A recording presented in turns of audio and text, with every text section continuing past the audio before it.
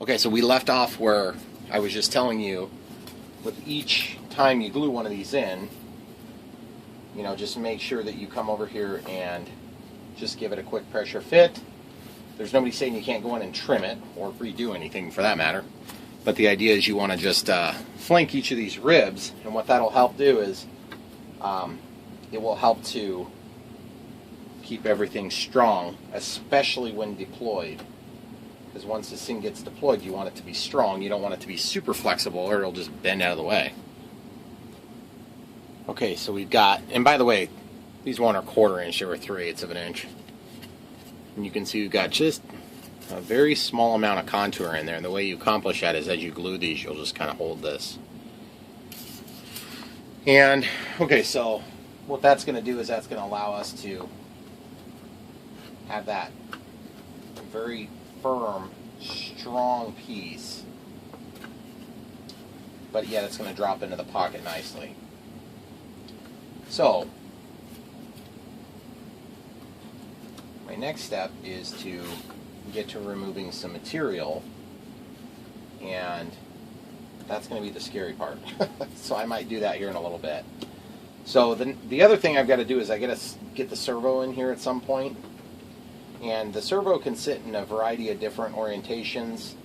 I think the easiest way is going to be to have the control arm move up, engage toward the hinge point, and then that'll give us a maximum amount of throw. And then once it's all the way square vertical, it's going to hold that thing up. I've got two different styles of controls that I could use on this servo. Whichever one's going to give us the longest deflection is the one I'm going to go with. This one doesn't have to be modified. Well, looks like it's pretty close to the same amount of deflection, so I'll probably just go with this for now. I'd like to be able to get in and replace the servo if there's a problem in the future, but that's not always super feasible. If I could get it to sit in the pocket like that, that'd be kind of nice. And then as the servo actuates, then it'll push it up a little bit, a little bit, a little bit, and then it'll eventually tip up all the way. So maybe that's the way to do it. And I've already got this wood here to work with, so really then that just becomes a matter of, I'm going to be pushing up against one of these rails. In this case, that's the forward. And you notice I put a little 45-degree angle on those. That's just an added detail so it doesn't catch on stuff.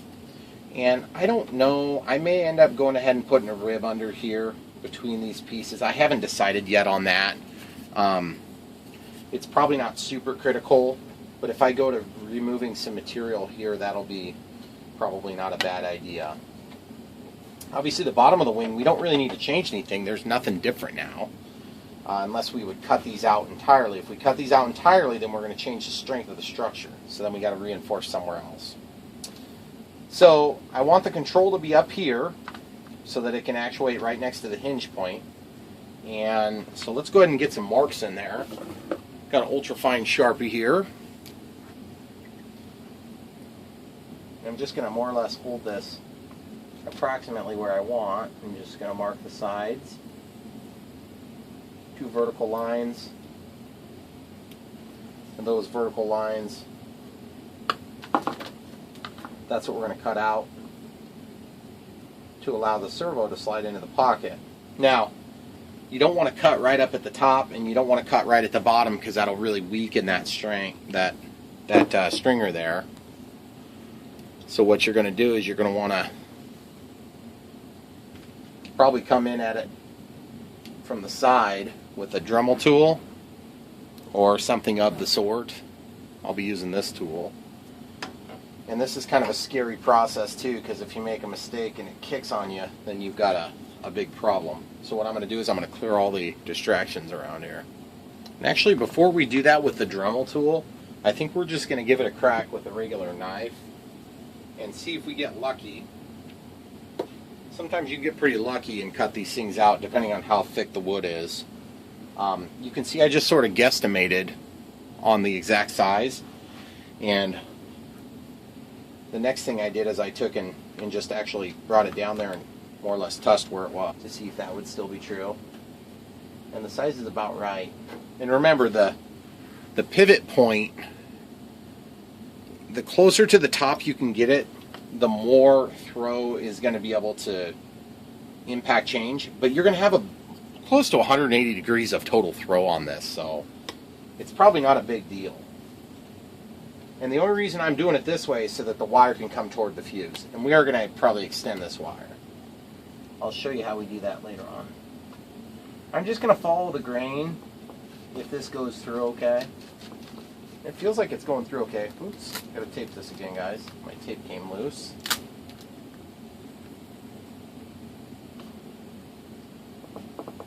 So far, so good. It's actually going through pretty decent. I think I'm due for an easy project. I haven't had any easy ones for a while. Okay, so we've stopped. And then I'm going to try my other horizontal cut first. In my experience, when I cut these holes like this, especially in a wing like this, if you don't use a sharp blade, you're going to have a bad experience. If you use a really sharp blade, it's going to be easier, it's going to be a cleaner cut, and you're probably not going to screw something else up that you didn't intend to screw up. So for now, I've got the 2 side cuts made. Now I'm just going to take the blade and run it upward because I can control it better. And if I do bump, it'll bump into the top instead of, if I go down, I'll cut the monocoat. So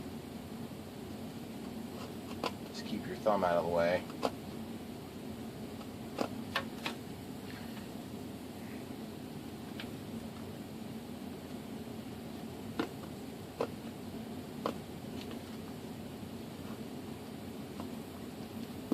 It's always harder to cut against the grain on these things.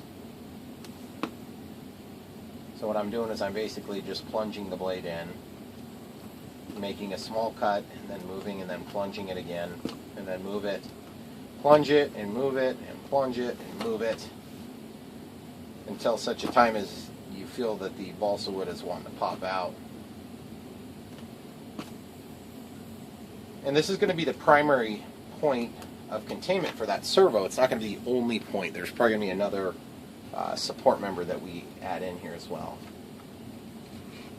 Okay, so the blade's going through nice and easy on the bottom, and the blade's going through nice and easy on the top. Now it's just a matter of trying to get it nice and easy through the ends. Now it's going to want to pop out, yep, just like that, and that's what you got to be careful about.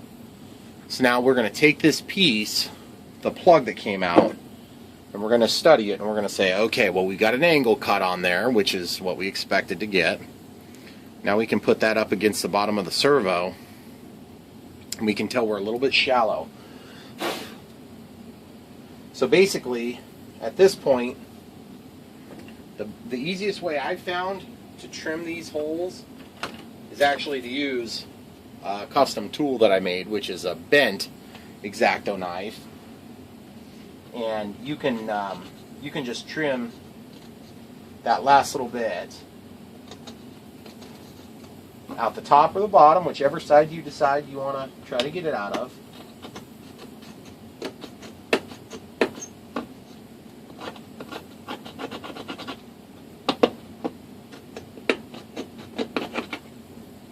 Now, one thing to also look at if you're trying to make your hole bigger is you can heat this up and it will basically melt that stuff away like butter. I'm going to get the vacuum, clean that thing out.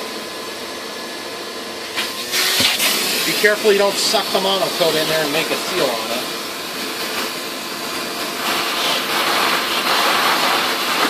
You don't want that crap floating around in there, because it will be annoying, and you'll hear it every time you move the plane. You'll think, Ryan, that idiot forgot to tell me to do that. Okay, so feed that through for now. This isn't going to be in here permanently. We're just trying to see if it fits now. Okay, it looks like we need a little bit more height yet. So I'll show you the heated method. So we'll take the torch, heat up just the tip where you're cutting with. Wait till it's glowing.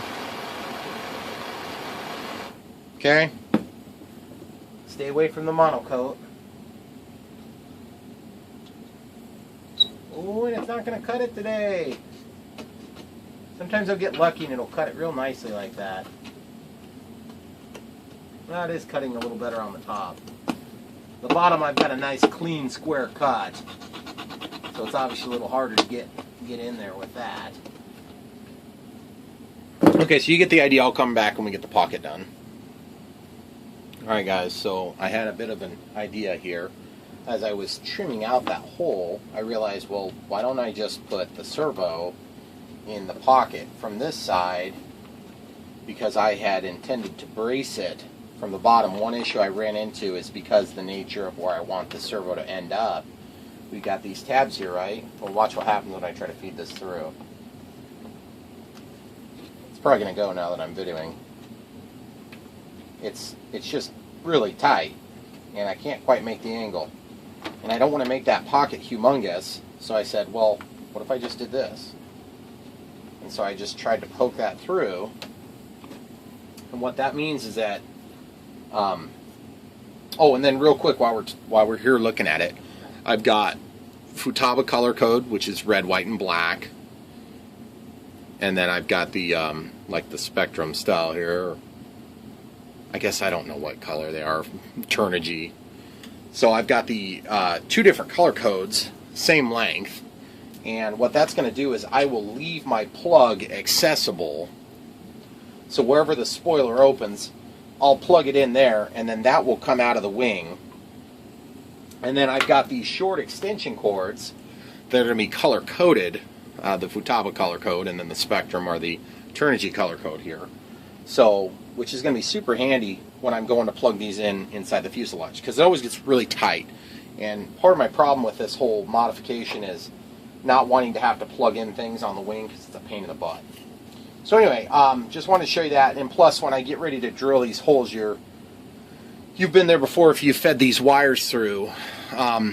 This is my drill bit here, and it's long, okay? So I can easily get there, but the thing is, look, you're not going to be able to fit that connector through. So we'll take these things out from the end, and we'll feed those through. And then we'll reassemble the tip, which is super easy to do. It'll take like 3 seconds. But for the moment, I wanted to show you kind of what I was thinking about. May try to trim it just a hair more, because it's going to be more secure if I can get it in the other direction, and then I can just brace that the normal conventional way with screws from the opposite side.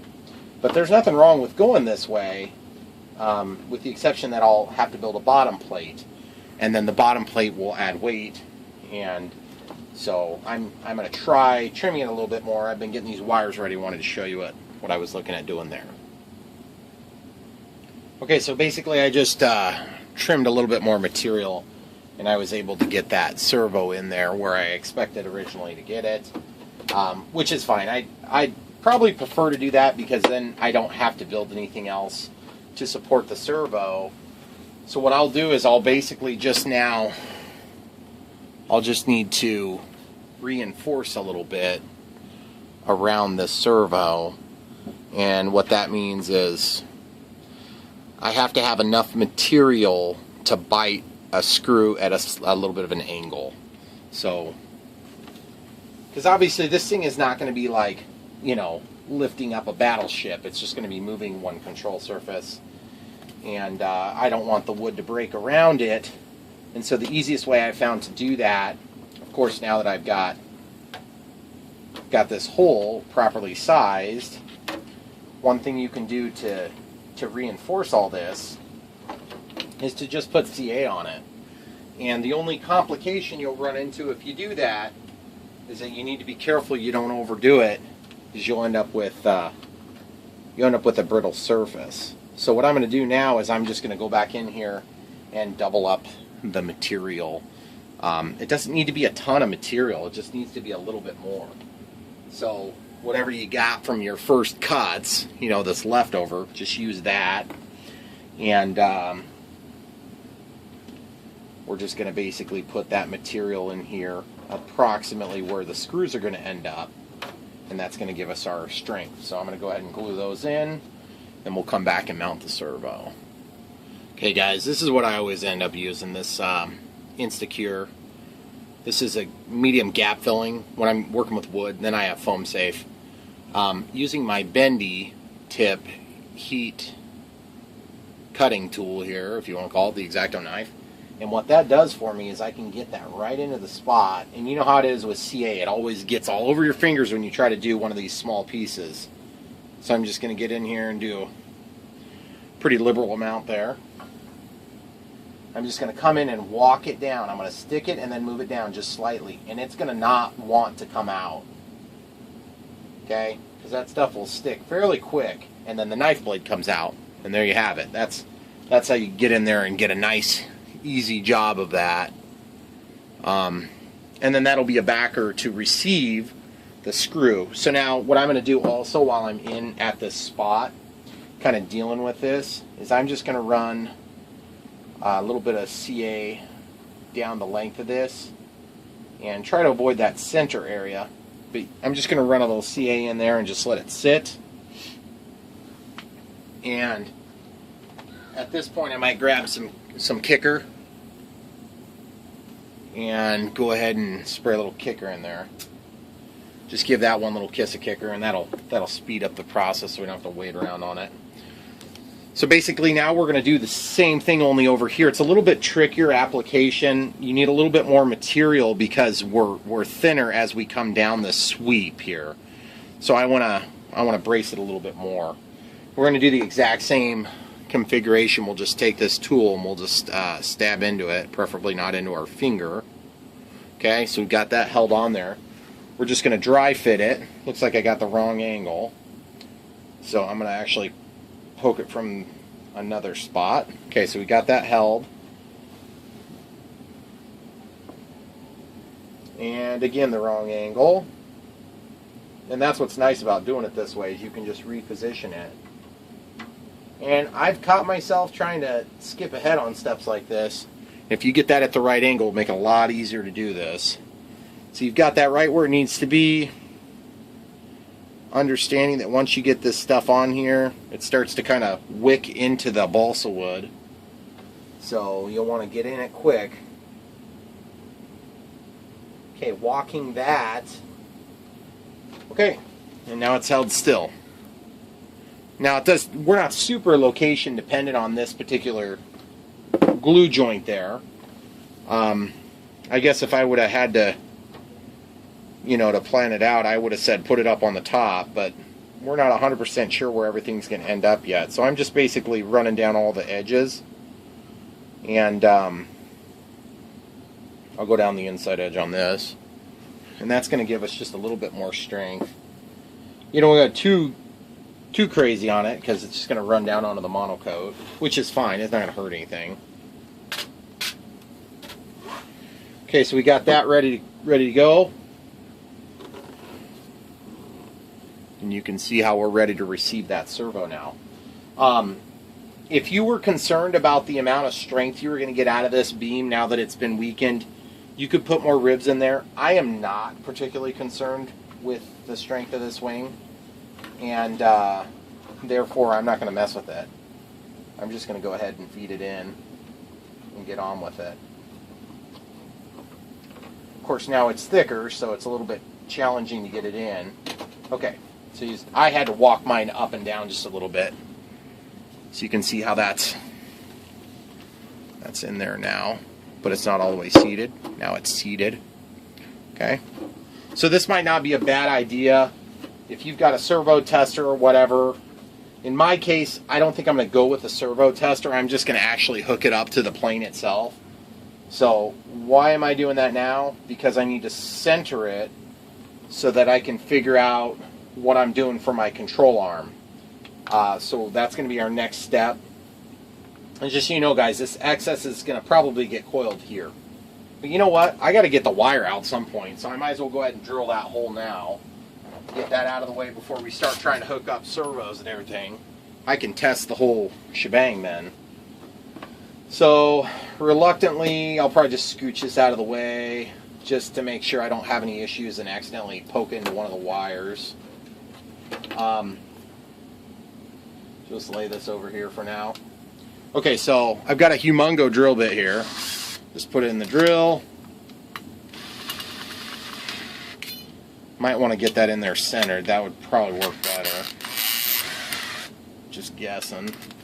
Okay, so it's always tricky to get a big drill bit to go straight. Luckily, we don't have to go that far, so it's pretty easy to gauge this. Now, the other thing, too, I want to be careful about is future use of additional stiffening rods, things like that. I can technically go anywhere along here, with the exception of I would like to stay in front of this firewall. And this firewall, if you recall, I'll just bring it over here again, because that was in the last video, part 1. The firewall is right. See how that sits up in there? So the firewall is right here. So we really, I mean, it'd be kind of nice to have it here. But keeping in mind, we're going to drill the hole, but then they're actually going to, the hole where the wire comes out is going to be on the bottom. But we got to get the drill bit in there somehow. So you're not going to drill it like here and then go that way. You have to drill this way, and then we'll cut an access down there. So I'm actually going to take my Sharpie, and I'm going to mark that real quick.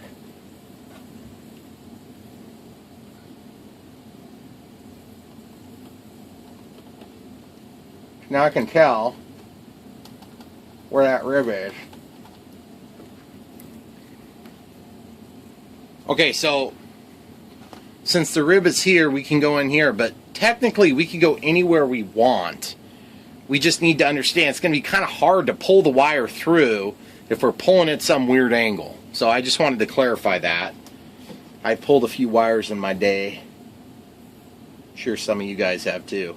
Okay, so I'm going to centrally locate this as much as I can. I'm going to walk the bit up to speed nice and slow. This is balsa wood. It's not going to take much to get through it. Fast bit, low pressure, because it's wood.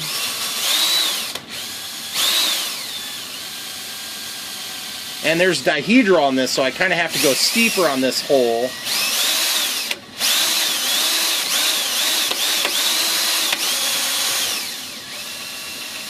There we go, we're finally getting a little bite there. I'm really going light on the pressure here, guys. Now, you could also use a smaller bit if you wanted, but... Okay, now that we've got through the dihedral, we can go ahead and level this out. And what you're going to do is you'll just basically go and sight down the length of your bit like it's a rifle. You know, you'll just put it on your cheek just like this.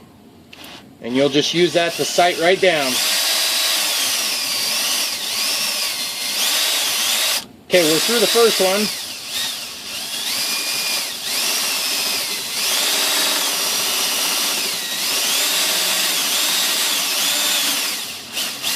This is where it's super inconvenient to start a fire, so...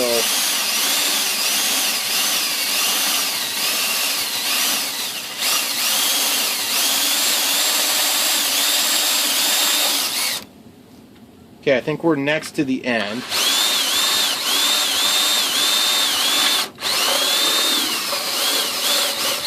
See, you're not even looking down the end of it now, because obviously it is what it is at this point. Oh, look at that!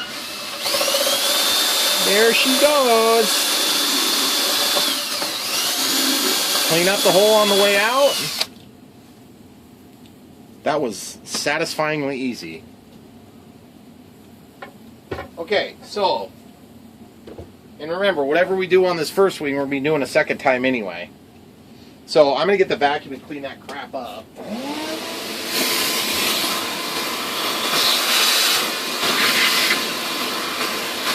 If you don't clean this stuff up, it's going to ruin your adhesion on the monocoat when you go put it all back together.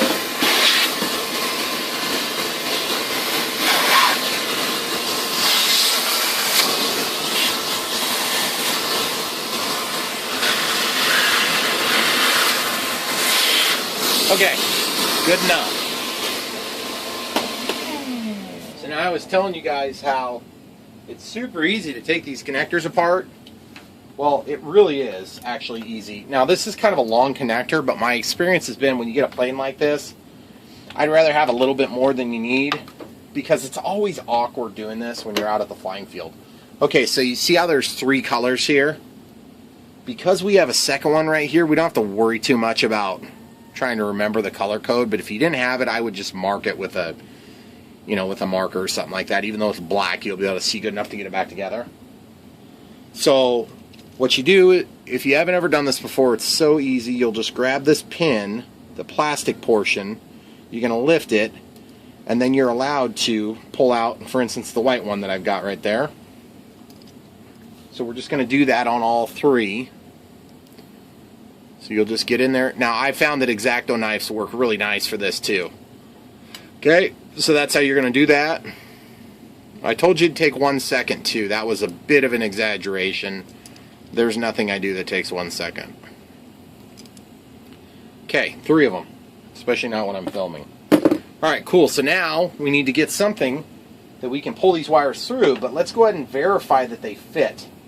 First of all, we need to know exactly where we're going with our wire. I don't want to disassemble 2 of these, so we'll go ahead and go to this pocket. Okay? Okay, and you're probably thinking to yourself, well, Brian, what about the connector?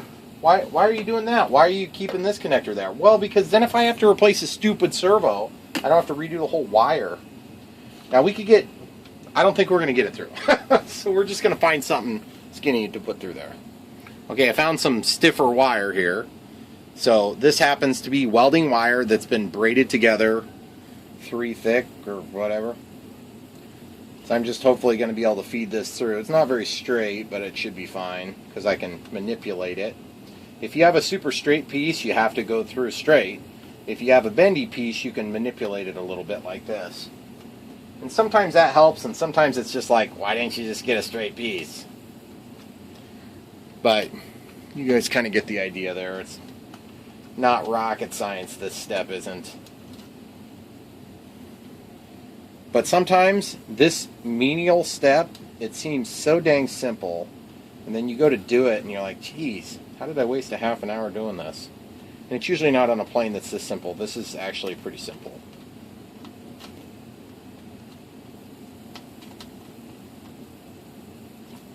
The other thing is, if I would have cut the tip off, it probably would have made my life easier at the beginning. But I'm going to go ahead and do it now.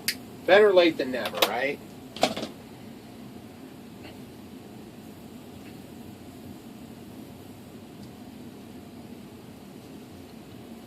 Ooh, that felt like we were pretty close. Okay, now there is another trick. It doesn't always work, but in this plane I don't think it'll work. But you can shine this, and the monocoat will show through just a little teeny bit. You can tell where you are. In this case, not going to work great for me. If I had a different type of monocoat or a super bright light, you could get away with that.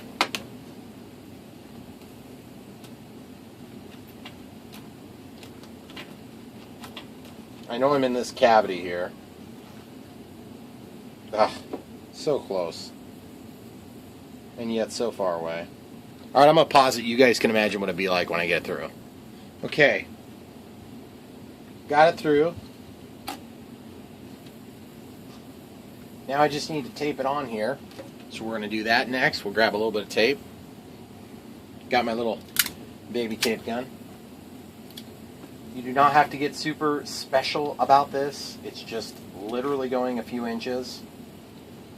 But now that I've said that, I've jinxed us. So it's not going to go through.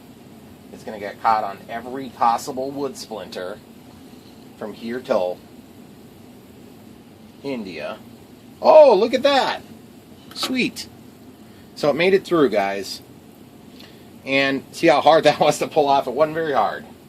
So now we've got to reassemble our connector. And the other thing, too, we have to do is, keeping in mind, you're not going to want to have the wire pop out there. So now we have to go ahead and make an access to drop it down the bottom, or an access to drop it outside. This is why we did this, because now I can pull these tight, and I know basically exactly where that's going to be.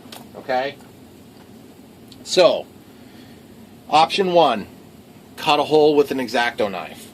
Option 2, cut a hole with a drill. Option 3, cut a hole with something else. I don't know what's best for your application, but I'm thinking probably in my application,